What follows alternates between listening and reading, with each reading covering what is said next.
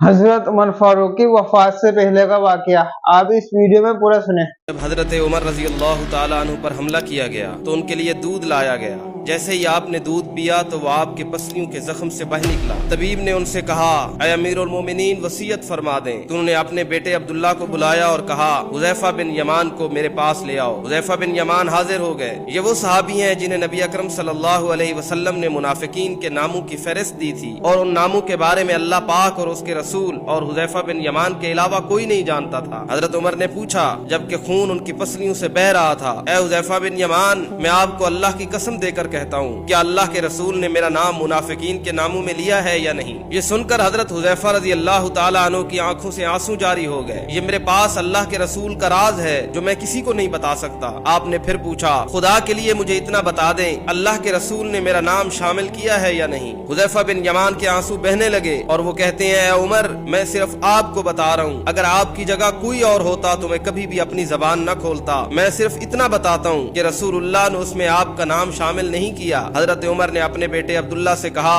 कि दुनिया में मेरे लिए एक चीज बाकी रह गई। हजरत अब्दुल्ला ने पूछा कि वो क्या है अब्बा जान? हजरत उमर ने फरमाया, बेटा, मैं जवार रसूल सल्लल्लाहु अलैहि वसल्लम में दफन होना चाहता हूँ, लिहाजा उम्मुल मोमिनीन हजरत आयशा के पास जाओ, उनसे ये मत कहना कि अमीरुल मोमिनीन उमर, बल्कि ये कहना कि क्या आप उमर को अपने साथियों के कदमों में दफन होने की इजाजत देती हैं क्योंकि आप उस घर की मालकिन हैं। तो उम्मुल मोमिनीन ने जवाब दिया कि ये जगह तो मैंने अपने लिए तैयार कर रखी थी, लेकिन मैं आज उस उमर के लिए तर्क करती हूँ। अब्दुल्ला इब्ने उमर शादां और फरहां वापस आए और अर्ज की कि इजाजत मिल गई। अब्दुल्ला इब्ने उमर ने देखा कि हजरत उमर का रुखसार मट्टी पर पड़ा है और आपने आपका चेहरा उठाकर अपनी गोद में ले लिया। हजरत उमर ने अपने बेटे की तरफ देखा और फरमाया, क्यों, तुम मेरा चेहरा मट्टी से बचाना चाहते हो? अब्दुल्ला इब्ने उमर ने कहा, अब्बा जान, लेकिन हजरत उमर ने बात काटते हुए फरमाया, अपने बाप का चेहरा मट्टी से लगने दो, बर्बादी है उमर के लिए अगर कल अल्लाह पाक न बख्शा। हजरत उमर रजी अल्लाह ताला अन्हु अपने बेटे को ये वसीयत फरमाकर मौत की आगोश में चले गए, ऐ मेरे बेटे,